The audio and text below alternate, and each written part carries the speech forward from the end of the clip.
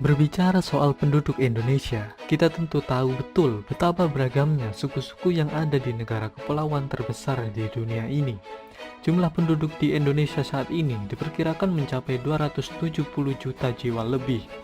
Tapi dari mana atau bagaimanakah asal-usul penduduk yang sebanyak ini? Dan berikut ini adalah riwayat asal-usul penduduk di Indonesia selengkapnya.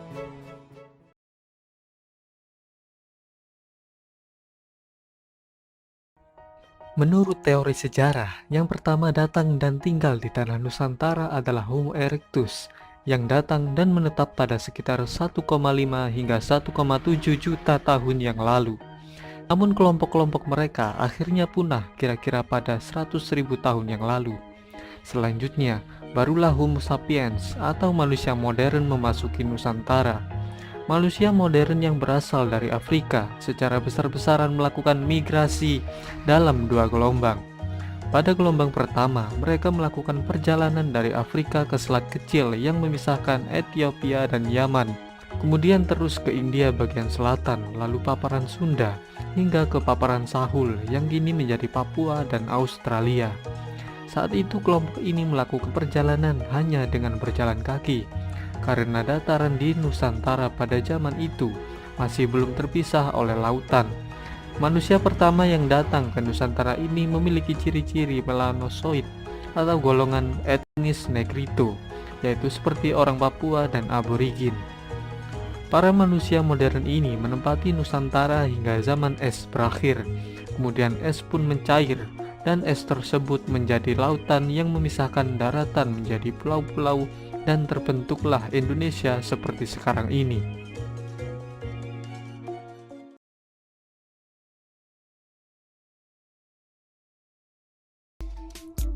Migrasi gelombang kedua manusia modern yang datang ke Indonesia adalah rumpun Melayu dan Austronesia. Rumpun ini mencakup suku Melayu, Formosan, serta Polinesia. Rumpun ini memiliki ciri-ciri wajah bulat, hidung lebar, rambut hitam tebal, sedikit bergelombang, dan kulit kecoklatan. Kelompok Austronesia ini memiliki teknologi maritim yang lebih canggih untuk masa itu, yaitu menggunakan kano bercadik. Mereka juga sudah memiliki teknologi irigasi yang lebih maju serta sistem sengkedan atau terasering. Dengan kemampuan yang lebih maju, maka wajar jika rumpun Melayu Austronesia ini akhirnya mampu menjelajah dan menguasai wilayah Nusantara. Rumpun Melayu yang masuk ke Nusantara terbagi menjadi dua, yaitu Proto-Melayu dan Deutero-Melayu. Proto-Melayu adalah mereka yang sudah berhasil menciptakan masyarakat yang stabil, sehingga tidak lagi melakukan mobilisasi penduduk. Karena itu, mereka menetap di tempat terpencil dan jauh dari golongan lain, sehingga sangat kecil kemungkinan terjadi pencampuran gen. Contoh golongan Proto-Melayu ini adalah suku Nias dan suku Dayak. Selanjutnya golongan Deutero-Melayu. Golongan ini masih perlu berpindah-pindah tempat dan berinteraksi dengan kelompok lain di sekitarnya karena alasan tertentu seperti kondisi geografis, iklim, bencana, dan sebagainya. Akibatnya kemungkinan pencampuran budaya, bahasa, dan gen juga menjadi lebih tinggi. Suku-suku yang termasuk Deutero-Melayu antara lain adalah Minangkabau, Jawa, Banjar, Bugis, Makassar, Bali, Lombok, Batak, Aceh, Madura, Minahasa, dan puluhan suku-suku lainnya. Dalam masa peralihan Melanesia ke Austronesia hingga zaman manusia mengenal tulisan, jejak kebudayaan maupun ciri fisik masyarakat Melanesia sudah tidak ada lagi di pulau-pulau bagian barat Indonesia seperti Sumatera, Jawa, Bali, Kalimantan, Sulawesi, maupun Lombok. Sementara di wilayah Indonesia Timur masih terekam gen Melanesia yang sudah bercampur dengan rumpun Austronesia.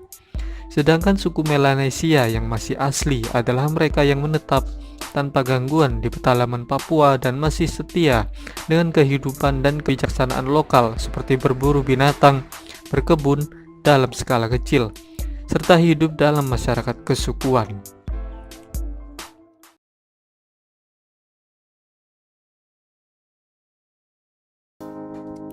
1000 tahun setelah kedatangan etnis Melayu, peradaban Austronesia berkembang dengan pesat dan melakukan interaksi dengan pedagang dari kebudayaan lainnya, termasuk Dongson dari Vietnam. Interaksi perdagangan terus berkembang di awal abad Masehi sehingga masuklah peradaban Dravida, Sino-Tibet, dan Semit. Pada era modern, Dravida adalah mereka yang kita kenal dengan India, Sino-Tibet adalah yang kita kenal dengan Tionghoa, dan Semit adalah yang berasal dari Asia Tengah seperti Arab dan Yahudi. Kedatangan bangsa Sino-Tibetan ke Nusantara ditandai dengan datangnya biksu Fa Hsien pada awal abad 5 Masehi dan Ising pada 8 Masehi. Gelombang kedatangan pertama cukup besar datang pada masa pemerintahan Majapahit ketika Wikramawardhana memperbolehkan semua orang dari berbagai agama maupun ras untuk berdagang dan menyebarkan agama di Majapahit. Etnis Dravida datang secara bertahap seiring dengan semakin berkembangnya perdagangan di Nusantara. Pengaruh budaya Dravida atau India ini juga terlihat jelas dengan corak kerajaan Hindu di awal abad Masehi.